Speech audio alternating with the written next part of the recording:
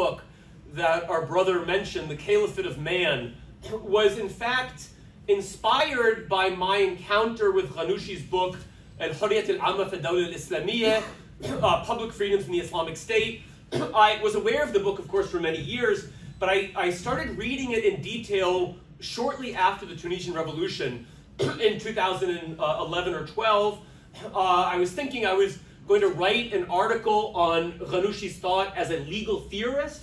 And in fact, as I started to read this book, I quickly discovered that what was central to the book and central to his thought was this concept of the universal khilafah.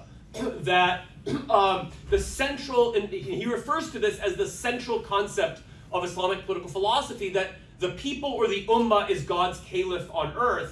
And it's out of this that flows all of the conception of political legitimacy, democracy, political order, public rights and freedoms, and even what it means to think about the Sharia in public in a modern state. So I was transformed by this.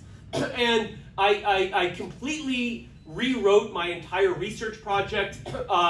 I became fascinated with this concept of the universal caliphate. I tracked it back through modern Islamic thought, beginning with figures like Maududi, but also looking at 19th century reformist thought, especially in Tunisia, figures like Khairuddin al-Tunisi and Ahmed bin Diaf and so forth.